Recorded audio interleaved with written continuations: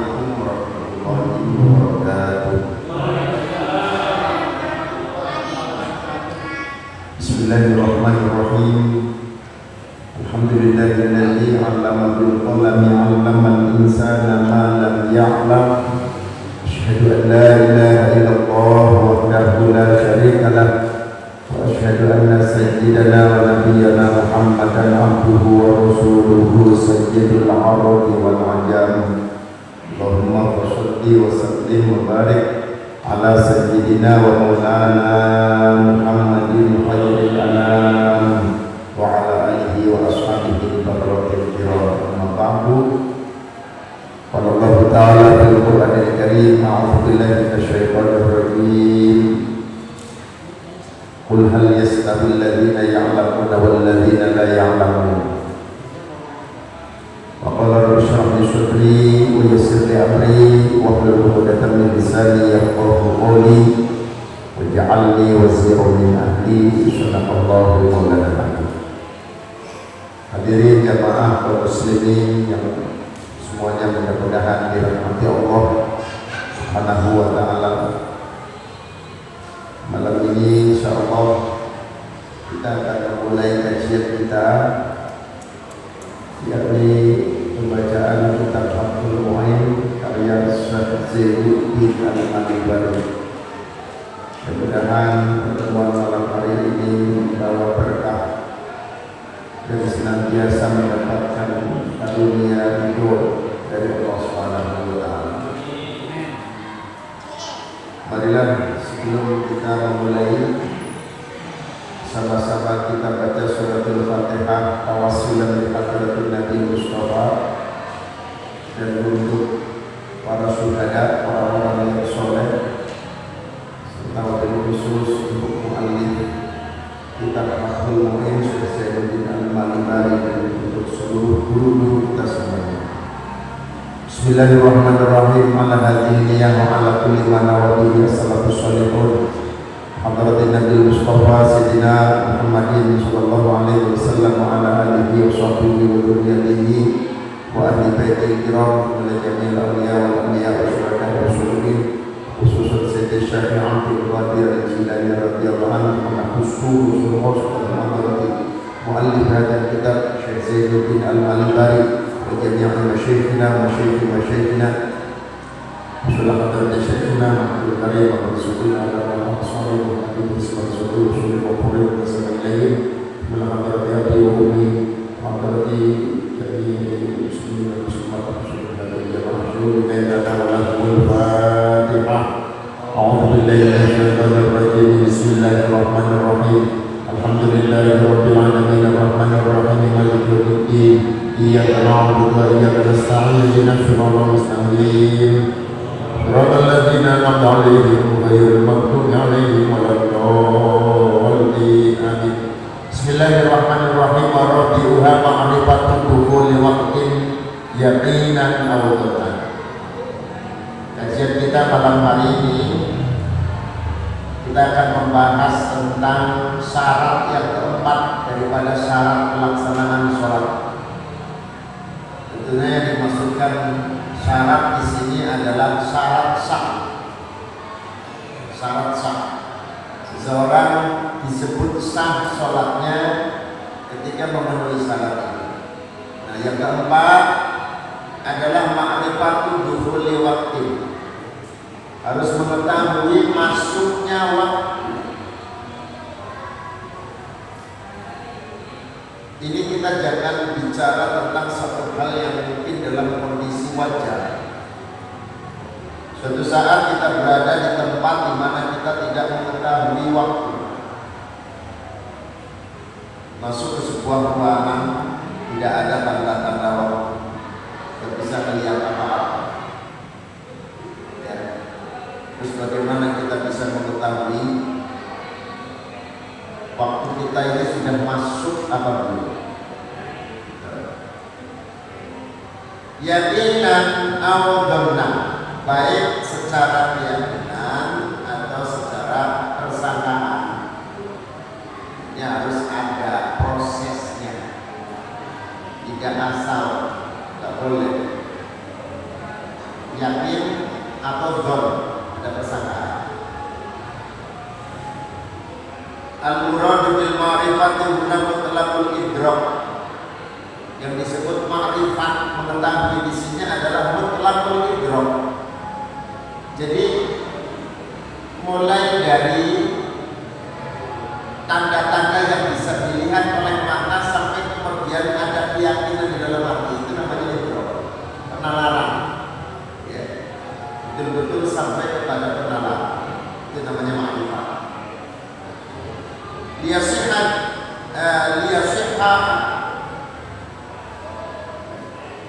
ja'uha samilatan lil yaqini wa dhanni. Wa illa faqiqatuha al-idrak al-jazim wa la yashmalu ad-dhann. Jadi di sini sampai pada batas di mana kita menemui sebuah keyakinan tentang maksudnya. Tidak ada keraguan. Atau dalam hal ini dengan persangkaan. Kalau yakin itu biasanya melalui proses yang ada dengan pengetahuannya sendiri, ya, itu namanya yakin. Wa yahsulu al yakin bi ilmi nafsihi, dengan mengetahui. Seperti nanti kita akan bicara tentang tanda-tandanya waktu. Au bi ahlihi bi qawli fiqatin yukhbiru an ilmi, au bi ghairi, atau dengan ini sampai kepada yakin itu bisa jadi mendengarkan kabar, mendengarkan berita dari orang yang bisa dipercaya. Ya ditanya ini sudah masuk belum waktu tunggu, orang itu memang nggak pernah bohong, orang itu jujur. Kemudian dia mengatakan sudah.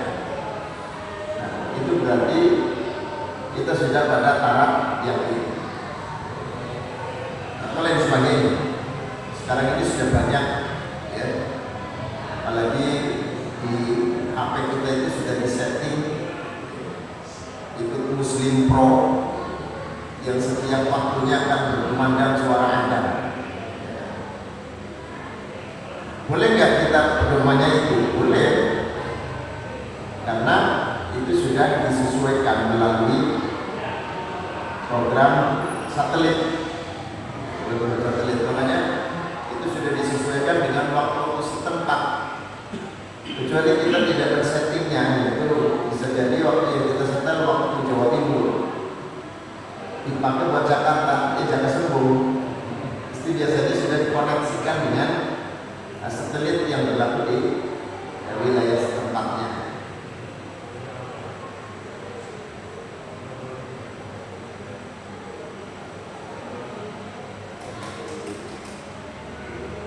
Al-Qur'an aina an-ijtihadin dan ijtihad an-nahwain, atau dengan persangkaan.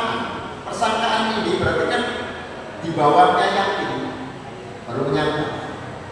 Ini ketika, ya, nasihat an-ijtihadin tumbuh dari ijtihad.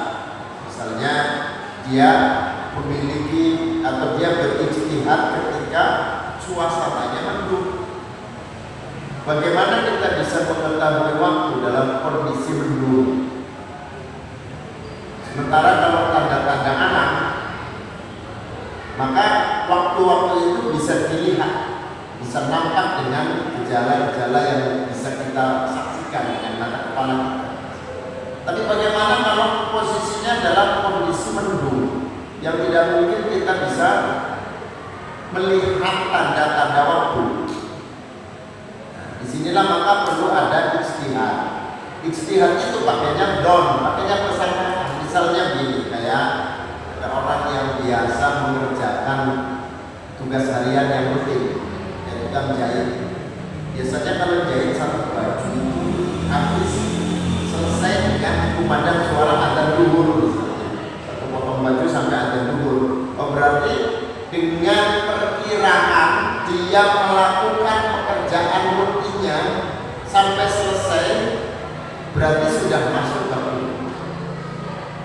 Atau dengan suara ayam berkokok, nggak bisa lihat gejala alam karena ditutup mendung, nggak bisa melihat fajar sidik, nggak bisa melihat fajar sodik. Di atas gimana melihat fajar? Suasananya mendung, gelap terus.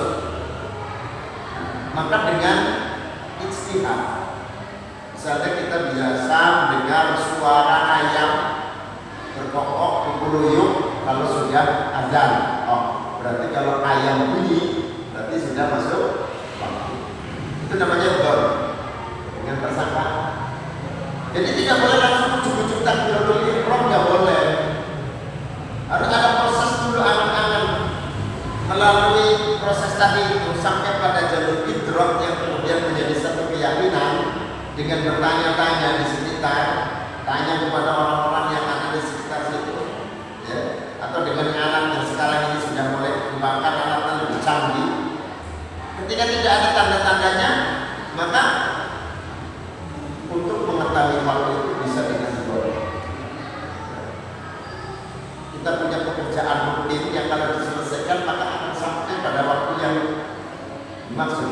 Kayak kalau berdiri Imam Syafi'i tentang waktu isya itu tidak pakai dengan istilah tadi bisa pakai ahmad, hilangnya mega merah, tetapi apa? Dengan rutinitas sebuah pekerjaan. Rutinitasnya apa?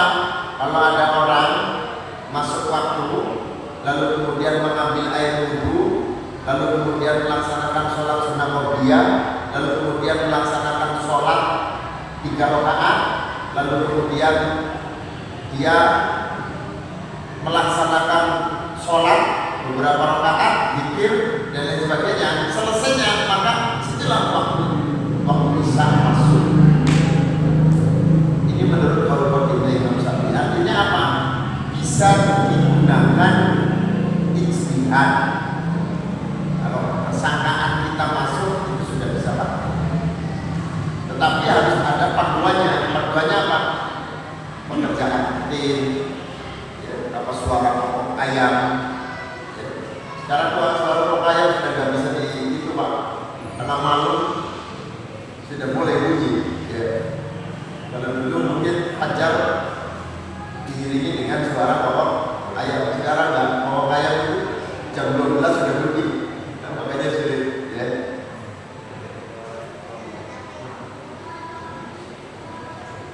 Ya.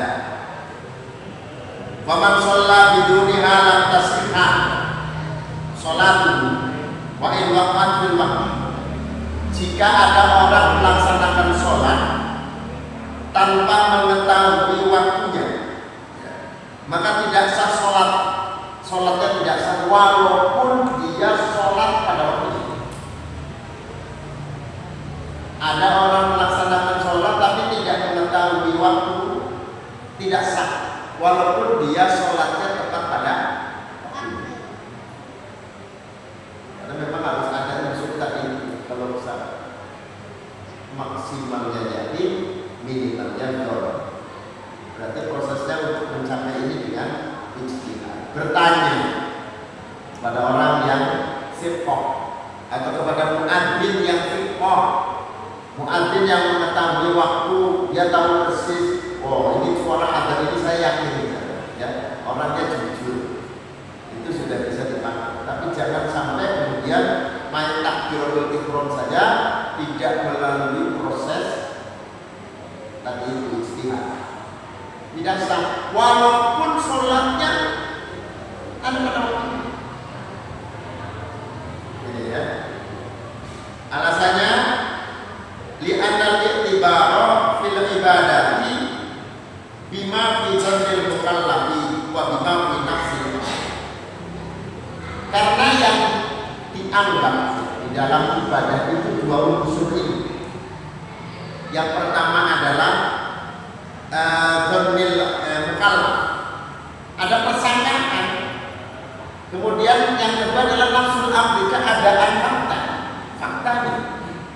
Harus ada persangkaan dan keadaan sesungguhnya atau faktanya. Ini dalam ibadah itu seperti itu. Ya. Ada zon, kemudian ada fakta. Ini dua-duanya ada. Ya, contohnya seperti kita dalam hal mensucikan najis. Itu kan batasnya sampai mana? Kalau kita sudah menyangka bersih, suci, ya sudah. Kemudian faktanya kalau memang sudah tidak ada wujudnya, baik bau, rasa, gitu kan? Kemudian warna, berarti sudah suci, cukup dengan bau. Atau hanya tersisa baunya saja, baunya saja. Sementara ainiahnya sudah tidak ada, warnanya sudah tidak ada, bau apa? Tapi baunya masih ada, itu tidak masalah. Jadi zonnya dan faktanya itu ibadah. Di dalam kita mengetahui waktu pun begitu. Kita harus ada persangkaan dulu, berdui mukallaf. Kita menyangka oh ini sudah masuk. Melalui proses untuk sampai ada persangkaan itu kita harus melalui proses. Apa prosesnya? Itu tadi melihat gejala alam, tanda-tandanya. Ya. Atau misalnya bertanya kepada orang yang bisa dipercaya. Baru kemudian lihat faktanya. Beda dengan masalah akad. Kalau akad, misalnya akad jual beli, itu yang dianggap adalah nafsul amrinya. Nafsul amri itu faktanya. Ada orang menjual budak. Dia dia menjual budak.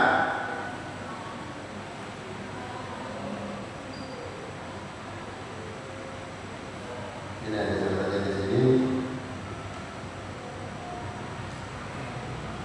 Kepada orang lain, kemudian setelah dijual jelas bahwa budak itu adalah miliknya ketika dia menjualnya.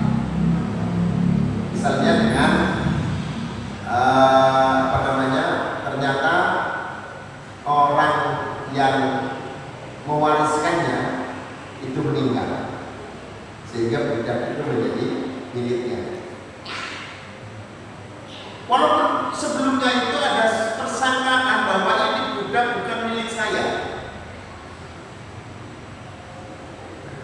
tetapi begitu dijual ternyata memang ada kabar bahwa yang memilikinya adalah orang yang mewariskannya, dan orang yang mewariskannya adalah meninggal, sehingga dialah menjadi pemiliknya. Ini sah, karena yang dipandang atau yang dianggap di dalam akad itu adalah nafsul amri, keadaan faktanya. Walaupun persangkaannya ini bukan milik saya, ini milik orang yang masih pada saat itu dia pemiliknya, dan pemiliknya itu maulis itu orang yang mewariskan. Nah, ternyata begitu dijual, orang yang mewariskannya meninggal, otomatis dia menjadi ahli waris yang sah. Nah, ini sah-sah saja dia berbeli. Ya.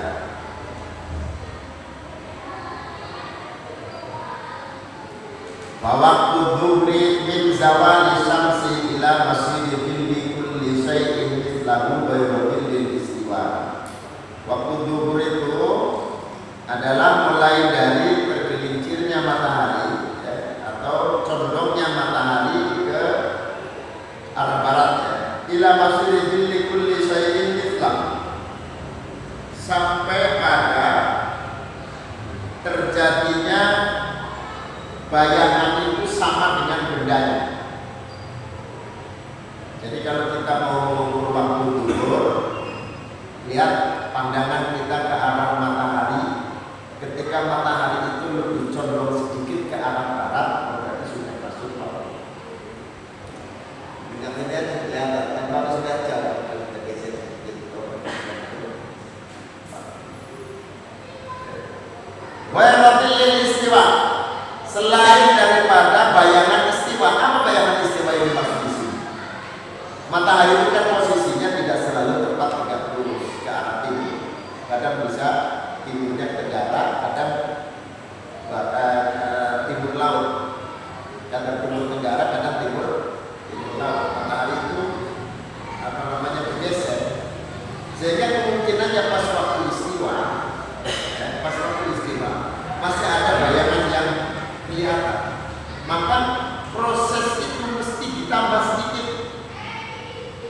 ditambah sedikit.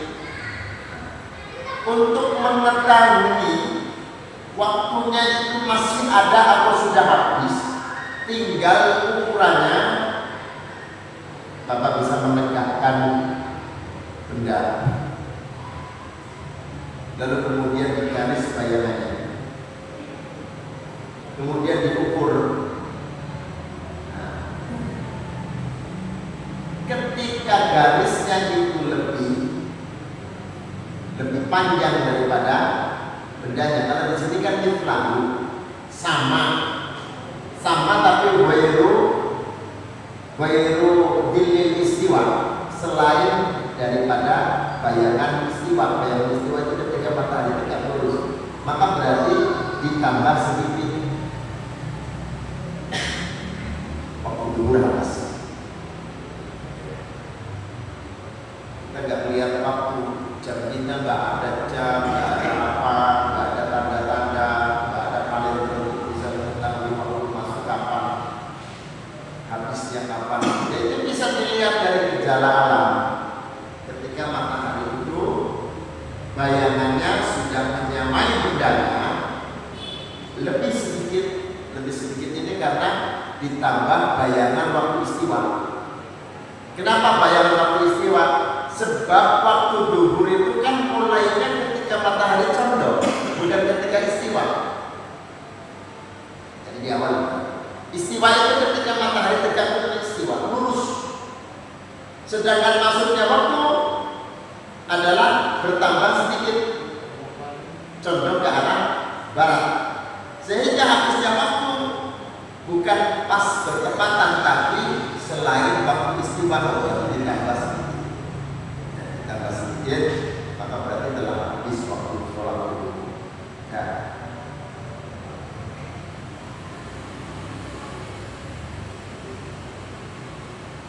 Ayat adil al-wujud indahu in wujidah.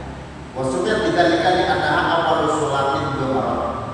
Dinamakan sholat zuhur karena sholat itu di waktu yang jelas, nampak, orang kelihatan mukanya, ya, kelihatan batang tubuhnya, jelas, nampak. Itu bahasa Arabnya dhuhr. Makanya waktunya disebut waktu zuhur, ya, disebut waktu zuhur karena sholat itu dikerjakan di waktu yang ketika benda itu jelas, kelihatan, dan kalau manusia kelihatan mukanya, kelihatan batang tubuhnya. Itu waktu zuhur.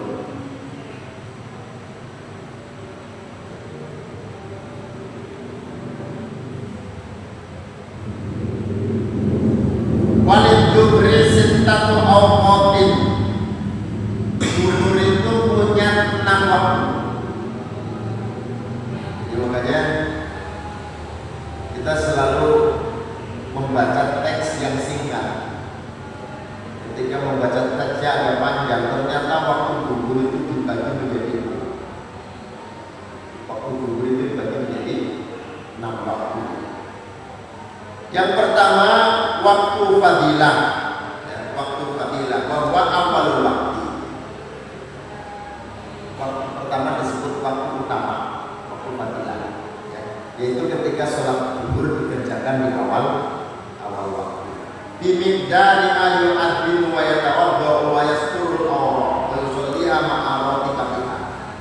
Ukuran waktu afdol atau waktu fadilah itu adalah ketika kumandang suara adzan selesai, kemudian melaksanakan wudu, bersuci, setelah itu melaksanakan sholat sunnah rawatib, ya, kemudian sholat itu dikerjakan. Itu namanya waktu adzan, wudu, sholat sunnah, sholat wudu.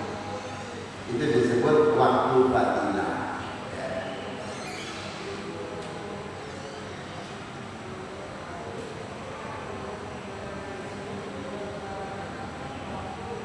Adzan, wudu, menutup aurat, kemudian wa yusalliha ma'arifatiha, sholat dan sholat rawatibnya, berarti qobliyah, baqiyah, itu berarti masuk dalam kategori waktu fadilah.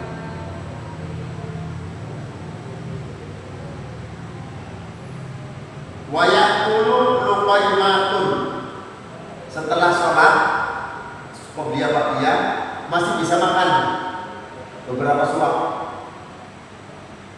berarti agak panjang sedikit. Jadi ukuran waktu fadilah itu adzan, wudu, pakai baju, menutup aurat, sholat sunnah qobliyah, sholat duhur, kemudian sholat baqiyah, setelah itu makan beberapa suap, habis waktu fadilah. Jadi itu batas panjangnya itu. Jadi kalau kita misalnya nggak ngitung, yang penting di awal. Yang penting di awal berarti kita mendapatkan waktu fadilah, waktu utama. Wa waktu ikhtiyari bahwa yastamirru ba'da faraghi waqtil fadilah wa in dakhala ma'ahu ila ayyaqqa minal waqti ma yasa'u. Wa yakunu musawwiyan li waqtil jawaz al-'am. Kemudian yang kedua disebut waktu ikhtiyar. Kapan itu waktu ikhtiyar? Waktu ikhtiyar adalah mulai habisnya waktu fadilah. Wa huwa yastamiru ba'da faraghi waqtil fadilah wa in dakhala ma'ahu ila ayyaqa minal waqti ma yasa'u. Walaupun masuk bersamanya sampai pada masih tetapnya waktu yang bisa untuk melaksanakan sholat. Berarti panjang. Waktu ikhtiar berarti mulainya dari selesainya waktu fadilah, kemudian ketemu waktu ikhtiar. Ikhtiar itu waktu bebas, bukan waktu utama tapi waktu bebas. Nah, hal ini semacam atau sama dengan waktu jawaz. Jawaz itu waktu boleh. Wa bila yastamiru ila rubu'ihi aw nisfi. Menurut sebagian pendapat ulama, waktu jawaz itu waktu ikhtiar itu batasnya sampai waktu itu terpakai seperempatnya atau separuhnya. Jadi kalau zuhur jam 12 sampai dengan jam 4, jam 12 sampai dengan jam 4, berarti ada 1, 2, jam 3 ya. Zuhur itu jam 12 sampai dengan jam 3. Berarti batasnya kalau separuhnya berarti sampai jam 2. Kalau seperempatnya berarti sampai jam 1. Ya, sampai jam 1 itu waktu waktu apa tadi? Ikhtiar, bebas. Kemudian waktu jawazi ila ayyaqqa minal waqti ma yasa'uha. Setelah waktu ikhtiar baru ada waktu jawaz. Waktu jawaz itu perkiraannya kalau tadi habis separuhnya berarti dari jam 2 sampai jam 3. Dari jam 2 sampai jam 3. Kalau jam 3 itu asar. Ya, kalau jam 3 itu asar. Itu ketemunya waktu jawaz.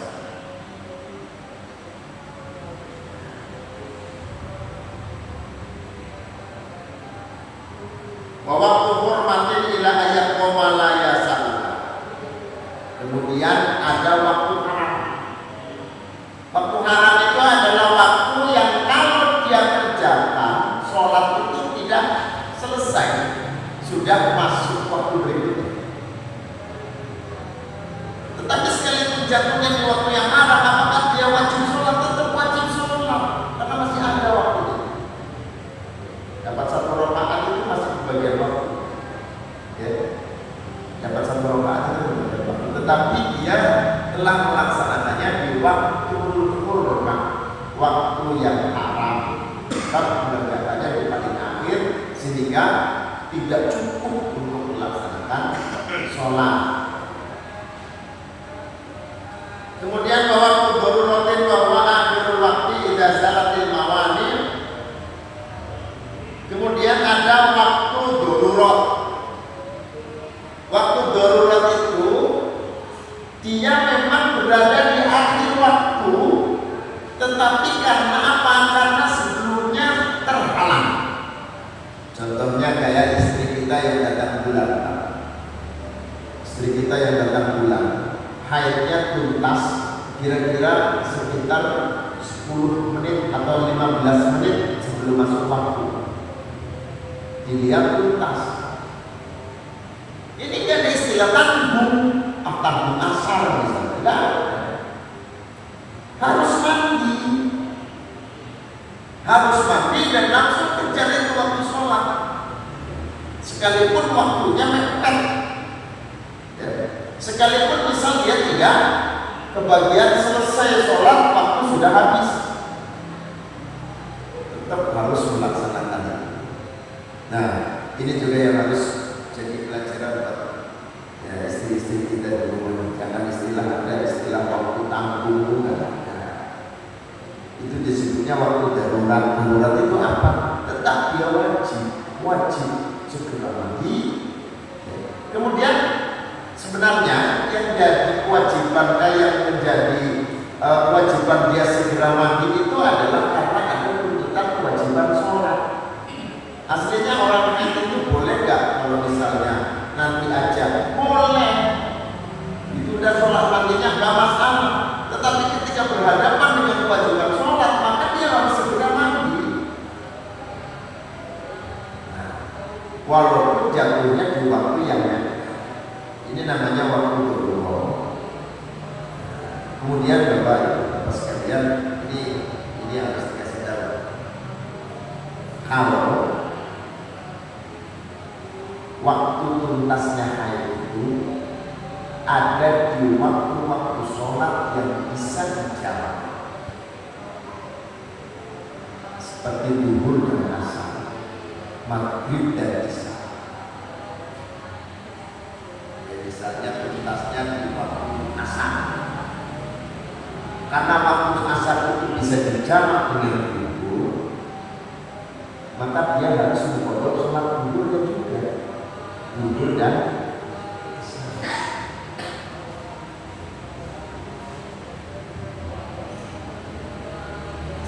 juga maghrib dan isya. Dia menjelang fajar tuntas, masih kebagian waktu isya, ya, masih kebagian waktu isya. Maka dia harus mengerjakan jangan cuma isya, tetapi maghrib dan isya, karena maghrib dan isya itu bisa dicapai. Nah, ini yang kayaknya kita kurang memperhatikan masalah-masalah seperti ini, karena ini biasanya urusan privasinya perempuan. Tapi nggak salah kalau kita suami itu nanya, dia tidak benar. Itu dilihat. Kalau dijawab, ngapain nanya-nanya? Ada maunya ya? Ya, kalau udah diladenin, ini urus saja urusan sholat. Nanya tuntas saja pikirannya langsung ke sana. Ini masalah sholat, ya. Sehingga ketika tuntas, sementara ada kewajiban sholat yang belum dikerjakan, ini masalahnya bukan pada harusnya kita melakukan atau kita melakukan mandi secara fawr, segera, nggak harus segera, tetapi karena berhadapan dengan waktu sholat, jangan sampai dia sudah tuntas, sementara waktu sholatnya mepet dia tidak mandi, berarti dosa. Karena bukan dalam kondisi uzur. Kan mawanitnya, penghalang sholatnya sudah tidak ada, yaitu haid. Ketika haidnya sudah selesai, ada kewajiban sholat, maka dia wajib sholat, tetapi dia belum mandi. Inilah beratnya seorang perempuan seperti itu. Sehingga kalau misalnya diabaikan, nah ini bahaya, diabaikan angkutan dulu, tanggung asar, nggak ada istilah tanggung asar juga. Cek menjelang waktu, kok dicolek sudah tidak ada, segera agar dia bisa melaksanakan sholat di waktunya. Ini namanya waktu berubah. Tentunya khusus bagi orang-orang yang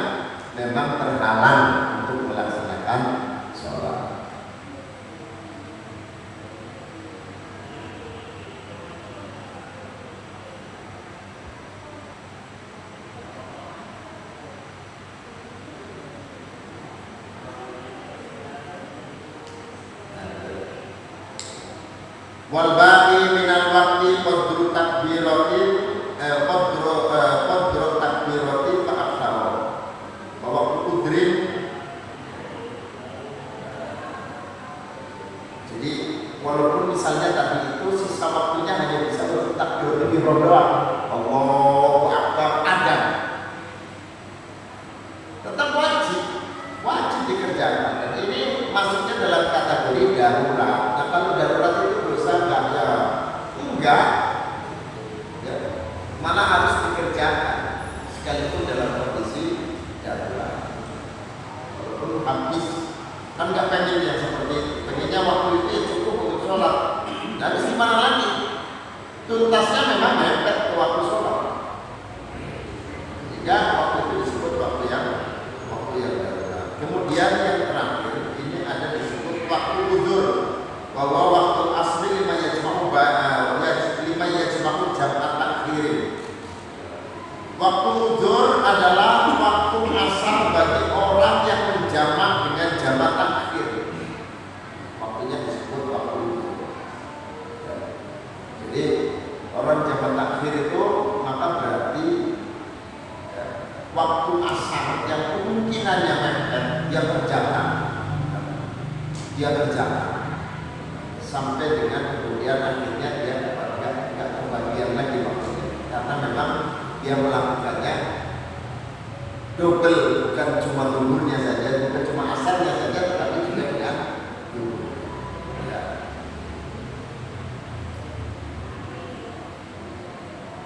Wa waktu asrin min akhir waktu dhuhri ila ghurubi jami'i qurbi syamsi. Waktu asar dari akhirnya waktu zuhur. Tadi waktu zuhur akhirnya adalah ketika matahari bayangannya itu sama dengan bedanya. Panjang bayangannya sama dengan panjang bedanya. Ya tadi ya sama, itu sudah habis. Dilebihin sedikit yaitu waktu istiwa. Maka habisnya waktu zuhur, masuknya waktu asar. Habisnya waktu zuhur berarti masuknya waktu asar. Jadi jangan ada orang yang beranggapan bahwa waktu yang kurang sedikit itu berarti sudah habis. Belum, masa puasa harus mengerjakan. Orang melaksanakan sholat zuhur, kemudian dia tidak mau dikerjakan tanggung, tidak ada. Sekalipun akhirnya dia harus lewat. Nah, tadi yang dimaksud waktu udzur itu, udzur mestinya kan dia kerjakan waktu zuhur, tapi tidak, karena dia dalam keadaan perjalanan jauh. Ya. Ini disebut udzur, tidak dikerjakan, tetapi bukan tidak dikerjakan, tetapi memang karena niat jamak takhir sehingga dikerjakannya di waktu asar. Itu yang dimaksud dengan tadi waktu udzur ya. Nah, jemaah sekalian, ini terkait dengan tadi jamak takhir itu, kita kalau perjalanan jauh melewati waktu dulu, tidak mungkin kita melaksanakannya di jalan. Apa yang kita kerjakan? Niat,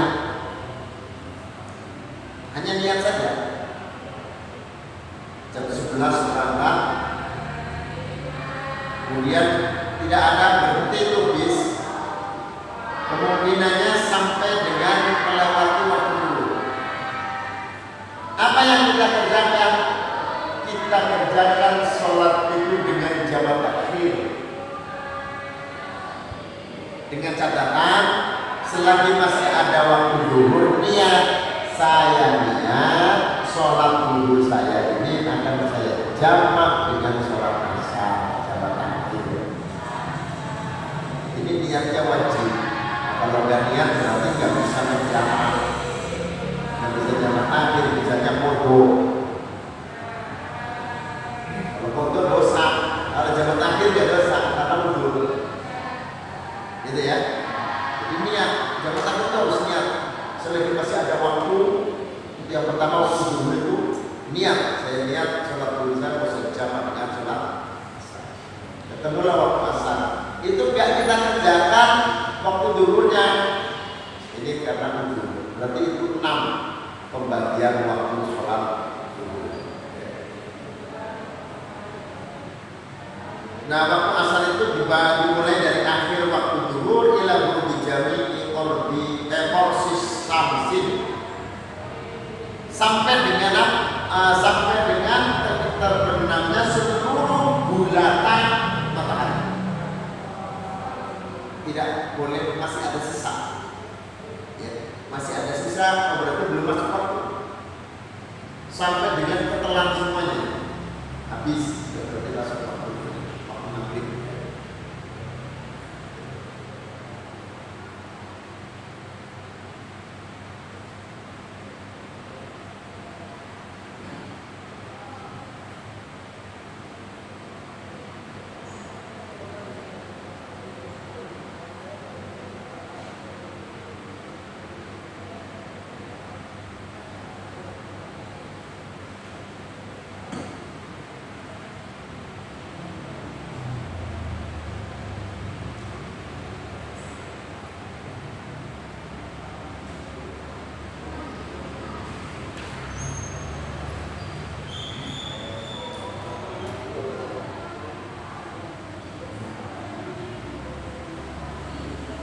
Kemudian waktu maghrib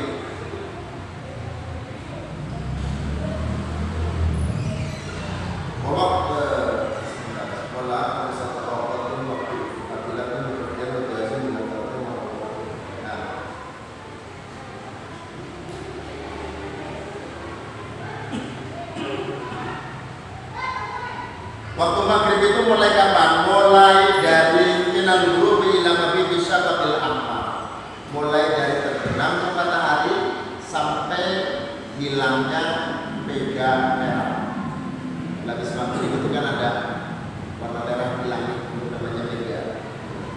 Habis mega merahnya sudah hilang, sudah berarti masuk waktu isya. Waktu maghrib ini memiliki 5 waktu, yaitu waktu fadilah, awal waktu tadi, waktu ikhtiar, waktu jawas, tidak makruh, dan waktu awal waktu, waktu jawas yang dikaroham, ila ayat koma yasaluha, waktu kurma, ila ayat koma la yasaluha, waktu tururotin biman zalat minhu al-mawani. Sama seperti waktu asar tadi, ya. Kalau dikerjakannya di awal waktu fadilah, kalau setelah waktu fadilah habis, adanya waktu jawas. Waktu jawas itu ada 2. Waktu jawas yang bila karohah tanpa makruh, dan waktu jawas yang makruh. Ya. Waktu jawas yang bila karohah itu apabila dikerjakan masih ada sisa, tidak makruh. Nah, kalau waktu jawas yang sholat zuhur, kita mulai nyampe ke asar tuh. Dari sholat zuhur kita naik dari luar kota gitu ya, naik bis. Terus yang nyampe, makanya nyampe ke sholat asar, ditarik ke sholat zuhur itu jam apa? takdim. 2 rakaat takdim. Kalau di kosor 2 rakaat. Kalau nggak di kosor ya 4 rakaat. Tapi di sekali kerjanya di zuhur gitu ya. Iya, dikerjakan di duhur itu namanya takdim. Jadi kalau mau niat mau menjadi 2, ketika takbiratul ihram saya niat salat zuhur di jamak dengan asar, jamak takdim di kosor. Kalau nggak niat di kosor ya harus 4. Tapi kalau di kosor jadi 2. Boleh kita kerjakan sempurna 4 ya boleh-boleh saja di jamak tapi tidak di kosor. Berarti 4 rakaat. Tapi kalau mau di kosor ya niat ketika takbir di kosor, maka yang 4 jadi 2. Gitu ya. Jadi itu sholat maghrib atasnya dari mulai terbenamnya matahari sampai hilangnya mega merah. Jadi inilah secara alami ya, Allah SWT yang sudah membuat gejala-gejala alam yang bisa kita jadikan sebagai ukuran untuk masuknya waktu dan habisnya waktu sholat. Wallahu a'lam. Al-Fatihah. Bismillahirrahmanirrahim.